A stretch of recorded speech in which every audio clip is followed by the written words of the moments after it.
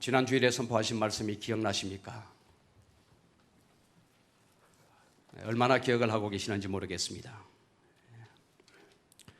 우리는 지난 시간에 예수님과 함께 높은 산에 올라간 예수님의 세 제자 베드로와 야고보와 요한이지요.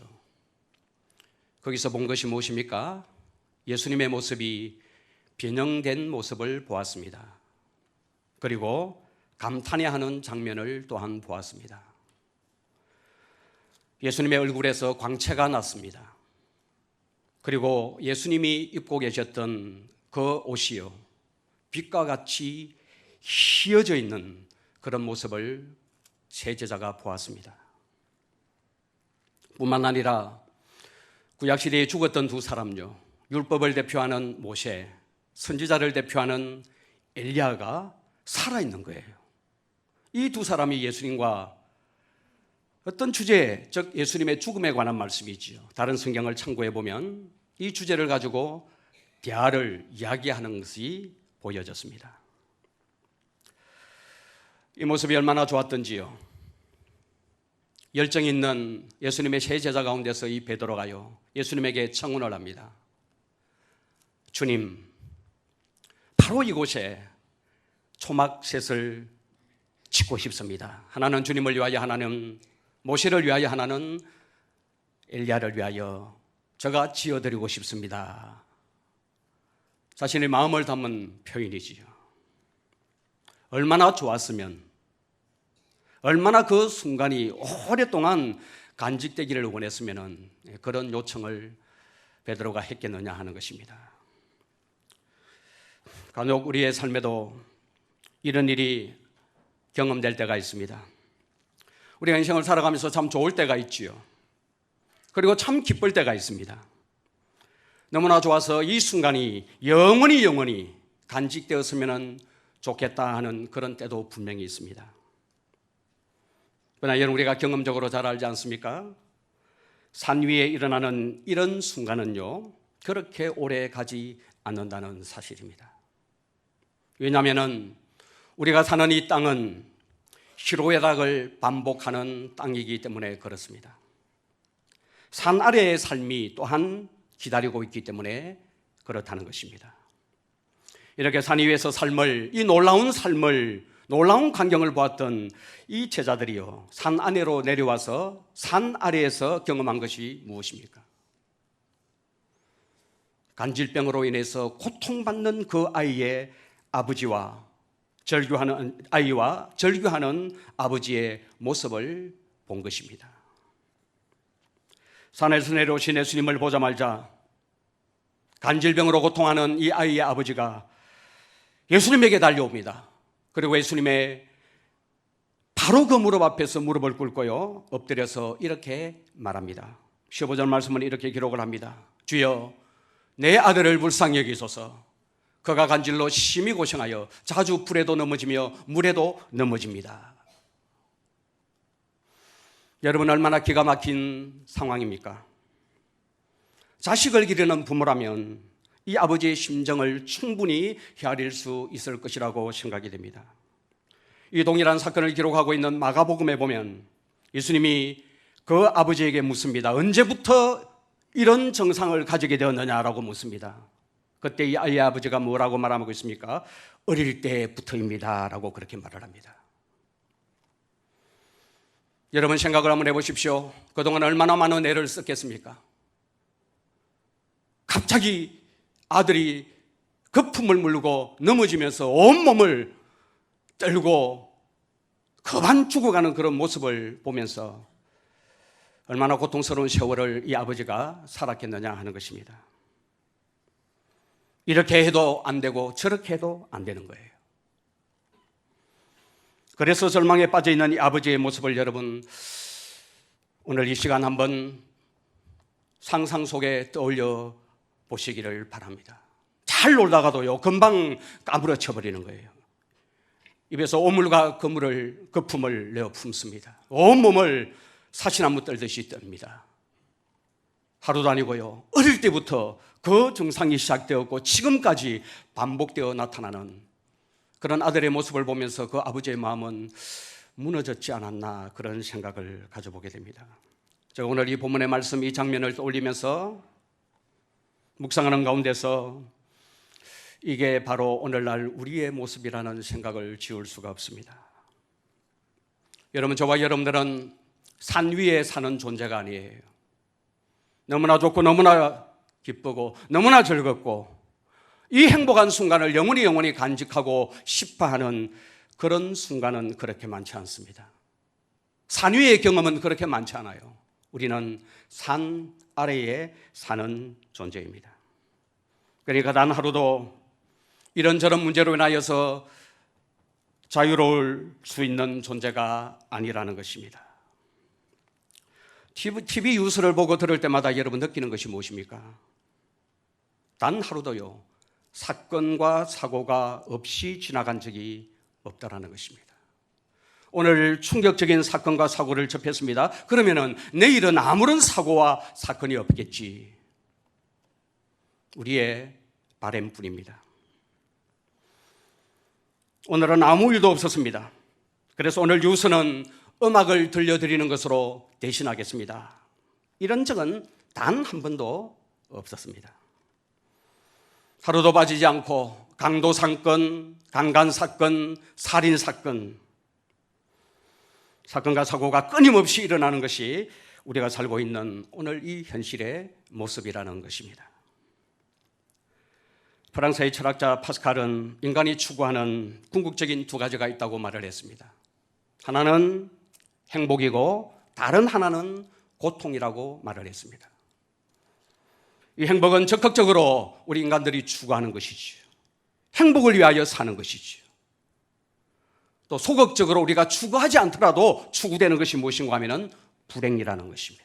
그래서 파스칼은 인간이 궁극적으로 추구하는 두 가지, 바로 행복과 고통이다, 그렇게 정의를 내려놓았습니다.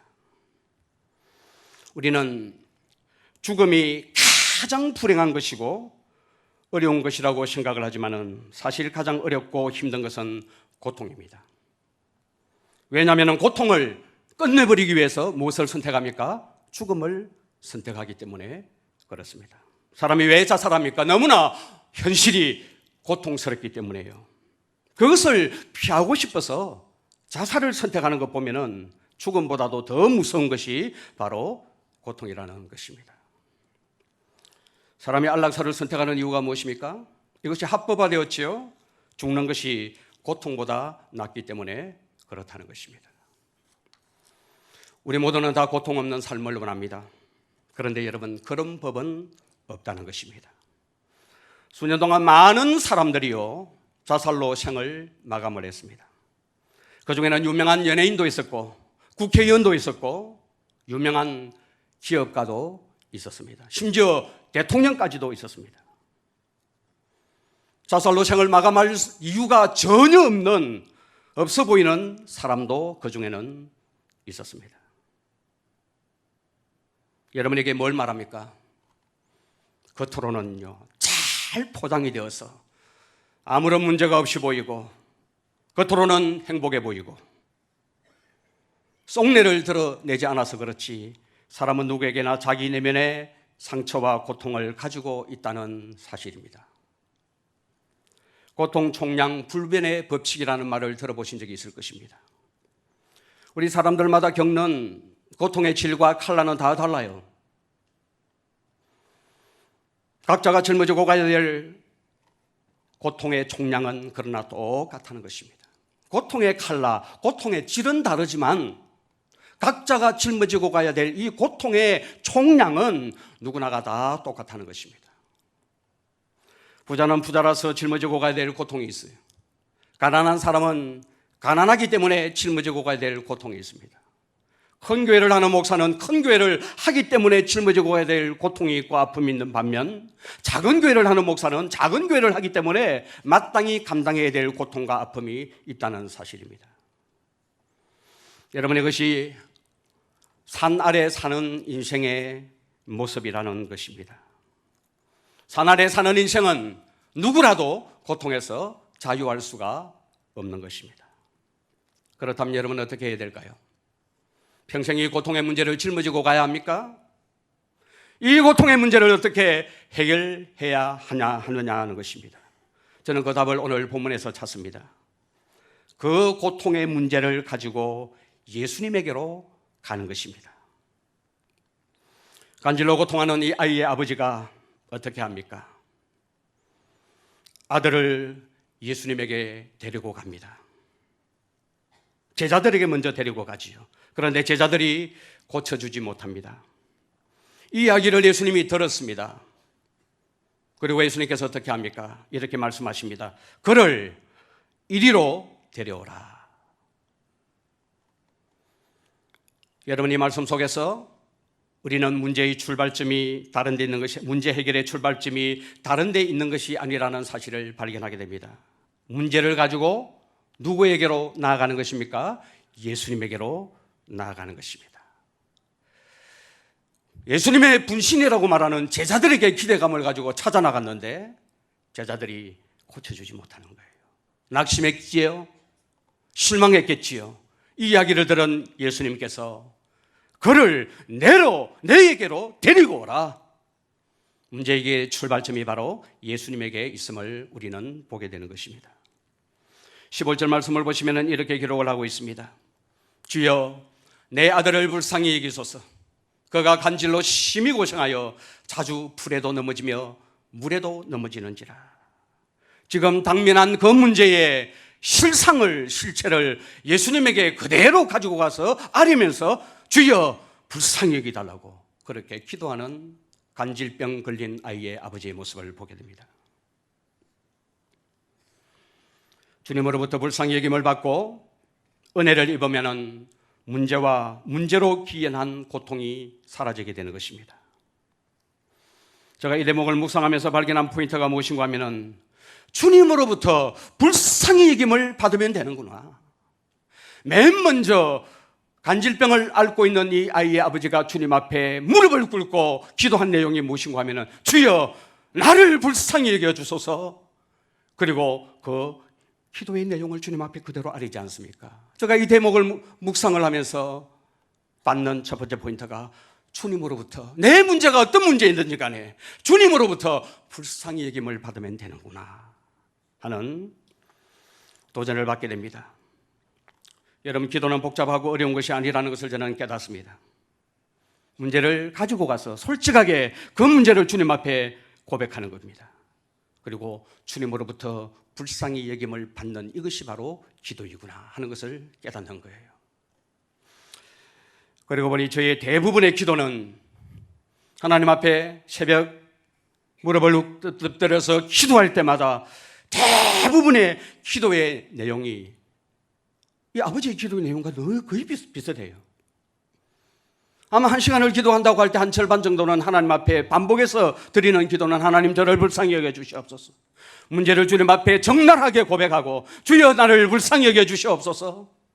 주여 나에게 은혜를 주시옵소서. 내 힘으로는 할 수 없습니다. 주님 나를 제발 좀 불쌍히 여겨 주시옵소서. 이것이 기도 내용의 절반 이상을 차지하고 있다는 것입니다. 우리는 바리새인과 세리의 기도를 잘 알고 있습니다. 바리새인은 자신의 의를 내세우며 기도합니다. 자신이 잘한 것을 하나님 앞에 다 쏟아내 놓습니다. 11조했으며 하루에 3번씩 기도했으며 가난한 자를 도와주었으며 잘한 것을 다 쏟아냅니다. 다른 사람과 같이 않음에 대해서 감사를 하나님께 드립니다. 그런데 세리는 어떻게 기도합니까? 감히 얼굴을 들지 못하고요, 가슴을 치면서 불쌍히 여겨달라고 그러고 죄인임을 고백합니다. 하나님께서 누구의 기도를 들으셨나요? 세리의 기도를 들으시고 세리를 어렵다 하셨습니다. 저는 이 세리의 태도가 이 땅을 살아가는 사람의 지혜로운 태도인 줄로 믿습니다. 주님이 가장 기뻐하는 기도의 태도는 연약한 자신의 그 내면을 정직하게 주님 앞에 내려놓고 주님의 자비와 긍휼과 불쌍히 여김을 구하고 받는다는 사실입니다. 여러분, 솔직히 말해서 어떤 사람이 매력적이고 좋습니까?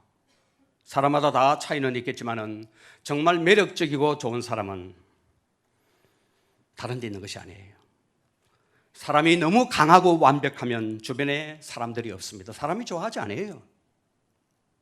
자기 잘한 것을 가지고 남을 판단하는 재료를 쓰고 남을 재단하는 재료를 쓴다면 그건 좋은 것이 아니에요. 사람이 다 떠나가 버립니다. 그런데 자신의 연약함을 알고 또 연약함을 가진 그대로 눈물 흘릴 줄 아는 사람들 있다면 그 사람을 사람들은 좋아합니다. 제가 이 마산도에 와서요, 한 20년 정도 있다 보니까 다양한 목사님을 만나게 돼요. 자신감이 충만해서 뭘 해도 잘하고 승승장구하는 분이 계십니다. 능력 있는 분이 계셔요. 그리고 그런 분들의 이야기를 들어보면 목회가 하나도 어렵지가 않다고 그래요. 이런 분들에게는 솔직히 정이 가지 않습니다.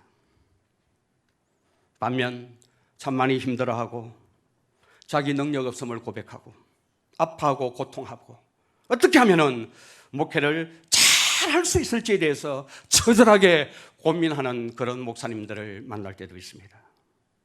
자신의 약한 내면을 정직하게 드러내는 분이죠.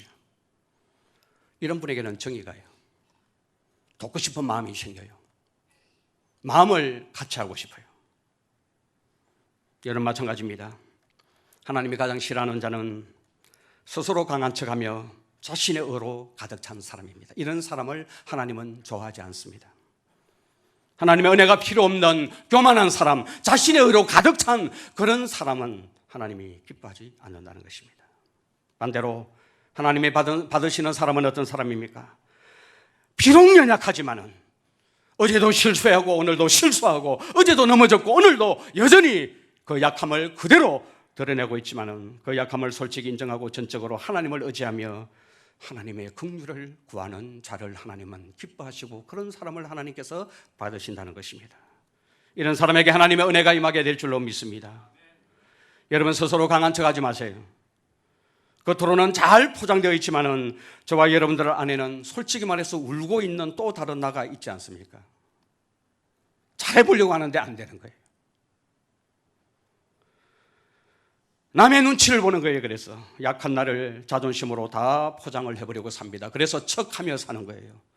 가진 척하고 배운 척하고 안 그런 척하고 문제가 없는 척하고 삽니다. 이것은 하나님 앞에서 옳은 태도가 아니라는 것입니다. 오늘 이 아버지의 강점이 무엇입니까? 정말로 부끄럽지만은 다른 병도 아니고 세상적으로 말하면 질환병이라고 말하는 이 간질병에 아들이 노출되어 있지만은 어릴 때부터 이 병을 앓고 있지만은 그 연약함을 그대로 가지고 주님 앞에 나아가서 불에도 넘어지고 물에도 넘어지나이다 주여 불쌍히 여겨 주시옵소서 그렇게 구했더니 하나님의 인자와 긍휼과 하나님의 능력이 임하게 되는 것입니다. 제가 오늘 이 본문의 말씀을 읽으면서 깨닫는 것이 하나 있습니다. 오늘 본문에 등장하는 모든 사람들이 다 하나같이 연약하다는 것을 보게 됩니다. 다 하나같이 문제를 가지고 있습니다.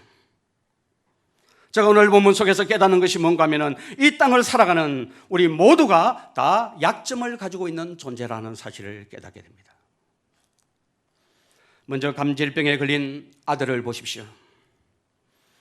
간질에 걸려서 불에도 넘어지고요, 물에도 넘어집니다. 여러분 이 아들의 약점은 무엇일까요? 이 아들의 약점, 즉 문제는 간질병이 아니에요. 그럼 뭘까요 여러분? 아들 내면 속에 깊숙이 들어가 보니까 이 간질이 다른 데서 온 것이 아니고 귀신 들려 나타난 정세더라는 것입니다. 그래서 예수님께서 귀신을 내어 쫓으니 간질이 떠나가 버리지 않습니까?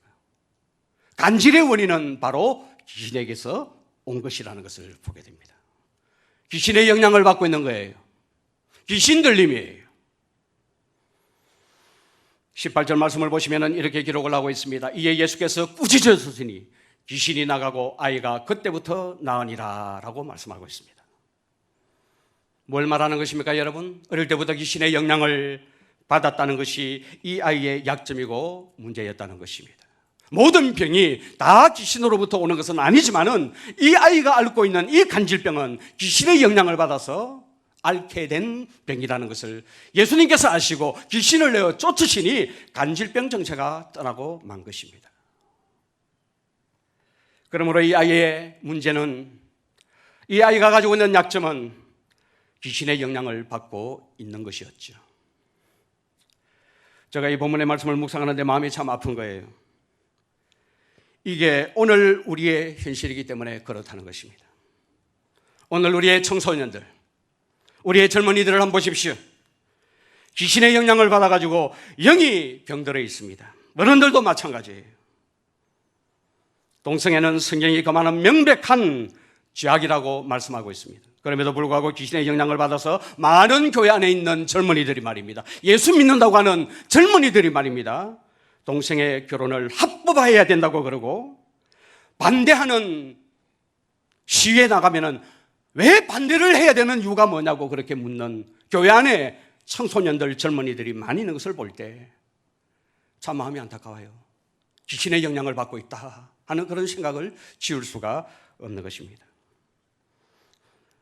이번은 믿지 않는 분이지만은 심지어 서울시장이라는 사람이 우리나라가 아시아에서 첫 번째로 동성결혼 합법화 국가가 되었으면 좋겠다고 그런 발언을 했습니다. 여러분, 동성애만 그렇습니까? 혼전 순결은 물 건너갔습니다. 이제 옛날에는 결혼 전까지 순결을 지키는 것, 마음으로는 사랑해도 이 육체적인 순결을 지키는 것을 얼마나 소중한 것으로 생각을 했습니까? 그런데 여러분, 지금 그렇게 하면 쪼다라고 그럽니다. 시대에 뒤떨어졌다고 그럽니다. 내 사랑하는데 마음도 주고 몸도 주고 그게 무슨 문제가 되느냐고 그렇게 항변합니다. 이게 지금 산 아래에서 일어나고 있는 현실이라는 것입니다. 귀신의 영향을 받아서 순결한 하나님의 자녀들조차도요, 영적인 순결과 육체적인 순결을 유지하지 못하고 공중의 권세 잡은 자들을 따르는 것을 볼 때 참 마음이 아픈 것입니다. 우리 어른들도 마찬가지라고 생각을 합니다. 지금 이 사회가 치열한 경쟁 구도 속에 있다 보니까요, 세상에서 성공을 위해서 세상의 영향을 받습니다. 세상 사람들과 성공하는 방법과 수단이 다른 것이 하나도 없습니다. 남의 눈에 피눈물을 흘리게까지 하면서 돈벌이에 열중합니다. 돈이 된다고 하면은 불에도 뛰어들고 물에도 뛰어듭니다. 윤리도덕 같은 거 없습니다. 정말 정직하게 하나님이 주신 선한 이 양심을 따랐어요. 돈 벌려고 살아가는, 돈벌이하고 살아가는 사람이 별로 없는 것을 우리는 교회 안에서 보고 있는 거예요. 돈이 된다고 하면은 하나님의 말씀이고 애이고 도이고 다 내려놓습니다. 뭐든지 다 하는 것을 봅니다. 저와 여러분들은 산 아래 살고 있지만 귀신의 영향을 받지 않고 정말 우리 하나님의 영향을 받는 주님의 순결한 하나님의 자녀가 되기를 주님의 이름으로 축원합니다. 정말 하나님의 자녀답게 살아내는 하나님의 영향을 끊임없이 받아서 우리가 머무는 그곳이 바로 하나님의 나라가 되는 영광스러운 삶을 살아내는 우리 모든 성도님들이 되시기를 주님의 이름으로 축원을 드립니다. 두 번째, 제자들에게 발견되어지는 약점을 저는 보고 있습니다. 여러분, 제자들의 약점은 무엇일까요? 그것은 무능함과 무능력의 약점입니다. 지금 귀신 들린 아이를 둔 아버지가 제자들에게 찾아와서 고쳐달라고 눈물로 호소합니다. 예수님과 베드로와 야고보와 요한은 산 위에서 놀라운 광경을 경험하고 있고요, 산 아래에서 어떤 일이 벌어지고 있었는데 이 간질병 걸린 이 아이의 아버지가요, 와보니까 예수님의 분신이라고 하는 제자들이 있는 거예요. 그들에게 자신의 문제를 내어놓고 좀 고쳐달라고 그렇게 예언을 합니다. 그런데 여러분, 고치지 못하는 거예요. 16절 말씀을 보시면 이렇게 기록합니다. 내가 주의 제자들에게 데리고 왔으나 능히 고치지 못하더이다. 예수님의 분신입니다. 예수님의 분신인 제자들에게 이 아이를 데리고 왔으나 능히 고치지 못하나이다. 얼마나 여러분 자주 섞인 아픔의 고백입니까? 이 대목을 제가 묵상하면서 참 마음이 아픈 거예요. 왜요? 이게 오늘 우리의 모습이고 교회의 현실이기 때문에 그렇다는 것입니다. 많은 사람들이 기대를 가지고 교회를 찾아옵니다. 교회가 마지막 대안이다 라고 하면서 교회를 찾는데 정작 교회 안에서 보니까요, 달라진 것이 아무것도 없는 것입니다. 그들의 입에서도 동일하게 자주 섞인 소리가 나옵니다. 능히 고치지 못하다이다. 이렇게 하고 끝나버리는 거예요. 여러분, 교회 왔으면 무슨 일이 일어나도 일어나야 되지 않습니까? 아무 일도 일어나지 않는 겁니다. 교회의 진짜 위기가 뭔 줄 아십니까? 전도가 안 되고 교회 세가 줄어드는 것이 아닙니다. 실제로 요즘 전도가 되지 않고 교세가 줄어드는 것이 사실입니다. 5년 전보다 3년 전보다 훨씬 못한 상황을 우리는 맞이하고 있습니다. 그런데 여러분, 저는 이것이 위기라고 생각하지 않습니다. 정말 교회의 위기는 교회 안에 능력이 나타나지 않는 거예요. 이제는 아무런 변화가 일어나지 않는다는 것입니다. 이게 저는 타락보다도 더 무서운 것이라고 생각을 합니다. 여러분, 오늘 교회에 어떤 마음으로 오셨습니까? 변화에 대한 기대감을 가지고 오셨습니까?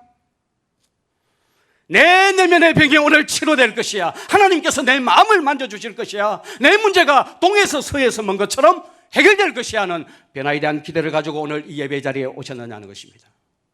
아무런 기대를 가지지 않고 오신 것 아닙니까? 그래서 우리 입에서 자주 섞인 소리가 나옵니다. 능히 고치지 못하더이다. 이것이 오늘날 한국교회가 직면하고 있는 교회의 모습이고 교회의 현실이더라는 사실입니다. 오늘 예배를 통하여 나 달라질 거야. 나 이제 주님과 동행하는 사람 될 거야. 과거의 모든 상처와 연약함이 오늘 하나님의 말씀을 통하여 성령의 만져주심을 통하여 다 녹아지고 나는 새 사람이 될 거야 하는 그런 변화의 기대감을 가지고 오늘 이 자리에 오셨습니까? 저는 그런 사람이 별로 없다고 생각을 합니다. 변화에 대한 기대감이 없기 때문에 변화가 되지 않는 거예요. 변화에 대한 기대감을 가지고 찾아올 때 주님의 터치가 이루어지게 되는 것이고 성령의 기름 부심이 이루어지게 되는 거예요.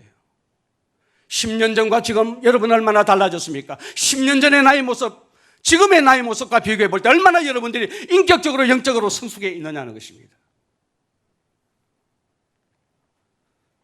달라진 것이 아무것도 없습니다. 이것이 오늘날 한국교회의 모습이고 저와 여러분들의 모습이라는 것입니다. 제자들에게 병 고치는 문제는 여러분 생소한 것이 아니에요. 이미 예수님께서 이들에게요 병 고치는 능력을 주셨습니다. 마태복음 17장이죠. 그 앞으로 넘어갔어요. 읽어보시면 이미 그들에게 병 고치는 권세를 예수님께서 주셨습니다.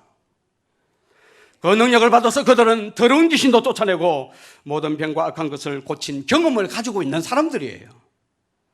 그런데 여러분, 지금은 고치지 못하고 있는 거예요. 왜 고치지 못합니까?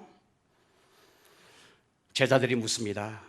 20절 예수님께서 20절 전반절에 그 물음에 대해서 이렇게 말씀을 하십니다. 이르시되 너희 믿음이 적은 까닭이라. 예수님, 왜 우리가 이 간질병 환자를 고쳐주지 못하였나이까? 주님은 되는데 왜 우리는 안 됩니까? 라고 물었을 때 예수님께서 하신 말씀, 너희 믿음이 작은 까닭이다, 그렇게 말씀을 하십니다.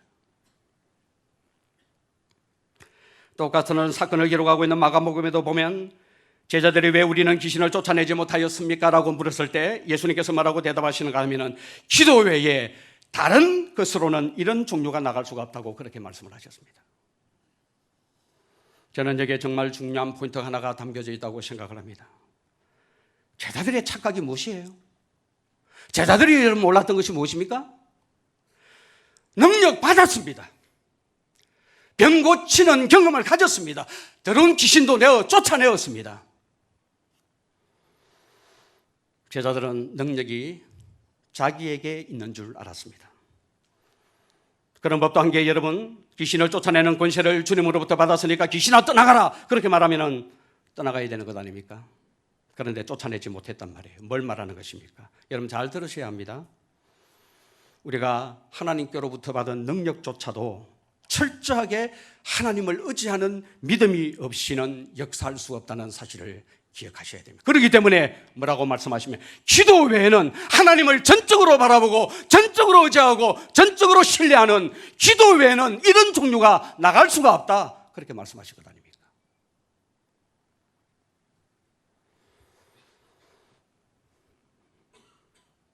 종교개혁가 루터가 이런 말을 했습니다. 내가 전에는 바쁘지 않아서 1시간을 기도했지만 요즘은 너무 바빠서 3시간을 기도한다고 말을 했습니다. 여러분, 바쁘다는 것이 무엇을 말하는 것입니까? 하나님의 능력이 필요하다는 것 아닙니까? 하나님의 도움이 필요하다는 것 아닙니까? 그러니까 더 많이 기도할 수밖에 없었던 것이죠. 바쁘지 않을 때는 1시간만 기도했는데 바쁘니까 3시간을 기도했다는 거예요.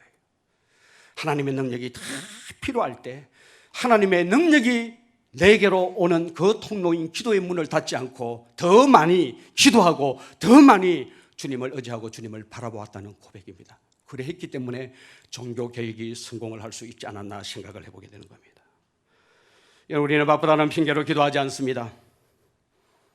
그러니 더 바쁜 것입니다.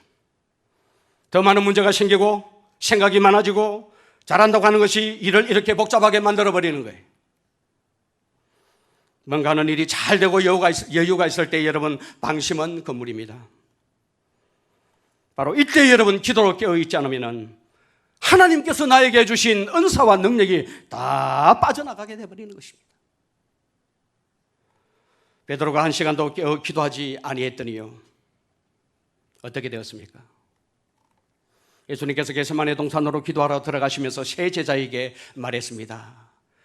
여기서 깨어 있으라고 말을 했습니다. 돌아와서 보니까 다 자고 있었습니다. 그때 주님께서 하신 말씀 있죠. 1시간도 깨어 있을 수가 없었더냐. 1시간입니다.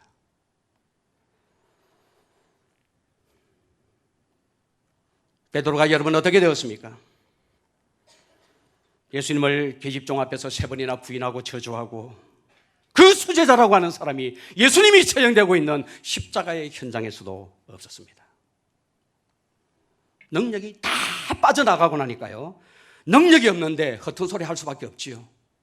능력이 없는데요, 계집종 앞에서 부인하고 저주할 수밖에 없는 것이죠. 저는 모든 것이 다 능력의 문제라고 생각합니다. 아유, 저 목사는 보니까 참 도덕적으로 윤리적으로 그렇게 깨끗하고 그렇게 사는데 그냥 7층에서 떨어진 거예요. 7층에서 떨어졌다는 말 알죠? 7계명이 무엇입니까? 간음하지 말라 아닙니까? 능력의 문제라니까요. 내가 아무리 윤리적으로 도덕적으로 깨끗하게 살아도 능력 없으면 도둑질 할 수 있고, 능력 없으면 간음할 수가 있고, 능력 없으면 사기칠 수 있는 것이 예수 믿는 사람도 자유할 수가 없습니다. 단 1시간이라도 깨어 기도할 수가 없느냐? 이것이 오늘 여러분들에게 큰 울림으로 들려지기를 주님의 이름으로 축원을 드립니다. 매 순간 하나님의 은혜를 구하고 능력을 구하고 진실로 하나님을 의지해서 기도하는 사람들은 절대로 허튼 짓을 하지 않습니다. 모든 것이 능력의 문제예요. 기도는 하나님으로부터 능력을 받는 통로예요. 기도 외에 다른 것으로는 이런 종류가 나갈 수가 없느니라, 이렇게 말씀하지 않았습니까? 이 말씀을 여러분 마음 깊이 새겨놓는 우리 성도들 되기를 주님의 이름으로 축원을 드립니다. 마지막 3번째로 귀신 들린 아이의 아버지의 문제가 무엇입니까? 이 아이의 아버지의 약점이 하나 있는 거예요. 이 아버지의 약점은 무엇입니까? 제 보기에는요, 치유되지 못한 상처의 문제를 안고 있었다는 것입니다. 우리는 여러분 성장 과정에서 알게 모르게 상처를 받습니다. 상처받지 않고 여기까지 오신 분들은 아무도 없을 것입니다. 그런데 여러분, 중요한 것이 무엇인가 하면 그 상처가 치유되었느냐 치유되지 않았느냐가 중요하다는 것입니다. 귀신 들리는 아이의 아버지가 예수님을 만나서 마가복음 9장 22절에서 이렇게 말씀을 드립니다. 귀신이 그를 죽이려고 불과 물에 자주 던져나이다. 그러나 무엇을 할 수 있거든 우리를 불쌍히 여기사 도와주옵소서. 제 눈에 여러분 큰 글씨로 들어오는 한 단어가 있습니다. 그것이 무엇인가 하면 무엇을 하실 수 있거든이라는 말입니다. 믿음에 대한 바른 태도와 고백이 무엇입니까? 주님은 하실 수가 있습니다. 능히 하실 수가 있기 때문에 우리 아이도 고칠 수가 있습니다. 이렇게 마음의 문을 열고 믿음으로 나가야 되는데요, 어떻게 말하고 있다고요? 하실 수가 있거든 우리를 불쌍히 여기사 도와달라고 그렇게 요청을 하는 것을 봅니다. 예수님을 향한 전폭적인 신뢰가 없습니다. 정말 예수님은 도울 수 있는 분이십니다. 우리의 문제를 해결해 줄 수 있는 분이십니다. 전능자십니다. 어떤 문제도 해결해 줄 수 있는 하나님이십니다 라고 고백하고 신뢰를 가지고 주님 앞에 나가야 되는데, 하실 수가 있거든 우리를 도와 주옵소서 이렇게 요청을 하고 있는 것을 봅니다. 그래서 저는 이 아버지의 태도를 분석을 해보는 거예요. 분석한 결과가 알겠습니다. 이 아버지에게는 내면에 치유되지 않는 상처가 있구나. 여러분 한번 생각을 해보십시오. 아들의 간질병을 고치기 위해서 이 아버지가 얼마나 노력했겠습니까? 그런데 이래도 안 되고 저래도 안 되는 거예요. 이 의사에게도 가보았고 저 의사에게도 가보았겠지요. 오늘 식으로 말하면 굿도 해보고 무당도 불러가지고 살풀이도 해보고 해보았지 않겠습니까? 모든 수단을 다 사용해서 해보았을 것입니다. 그래도 안 되는 거예요. 그리고 예수님의 분신이라고 하는 제자들에게 와서 문제를 내려놨는데 어떻게 되었습니까? 능히 고치지 못하더이다. 상처를 경험을 했습니다. 주님의 분신이라는 제자들도 별 수가 없는 거예요. 그러니 예수님 앞에서도 이렇게 마음이 위축이 되었어요. 전적으로 마음을 들이지 못하고 뭐라고 말할 수 있어요? 할 수 있거든, 하실 수가 있거든, 내 아들을 도울 수가 있습니다 라고 요청하고 있는 것입니다. 내면의 상처가 치유되지 않으면 이렇게 마음이 쪼그라들고 소극적이게 되는 거예요. 제가 목회를 하면서 가장 안타깝게 보는 것이 무엇인 줄 아십니까? 내면에 치유되지 않은 상처 때문에 신앙생활을, 교회생활을 제대로 하지 못하는 성도들을 볼 때 너무나 마음이 아픈 거예요. 상처받을 수 있다고 말씀을 드렸습니다. 성장의 과정에서 부모에게 상처받을 수가 있고요, 아내에게, 남편에게, 내가 그렇게 믿었던 사람에게도 상처를 받을 수가 있습니다. 심지어 교회에서 상처를 받을 수가 있고 목사에게도 상처를 받을 수가 있습니다. 이 상처가요, 치유되지 않을까 영적 침체의 심각한 원인이 되어버리더라는 것입니다. 신앙생활을 제대로 못하는 거예요. 교회 생활에 제대로 적용을 못하는 거예요. 전에 교회에서 목사에게 받은 상처 때문에 이 교회의 목사도 똑같이 나에게 상처를 줄 것이다, 그 나물의 그 밥이다, 그 목사나 이 목사나 다른 것이 하나도 없다, 그렇게 생각을 하고 마음의 문을 다 닫아버리는 거예요. 사람을 왜곡하게 보는 거예요.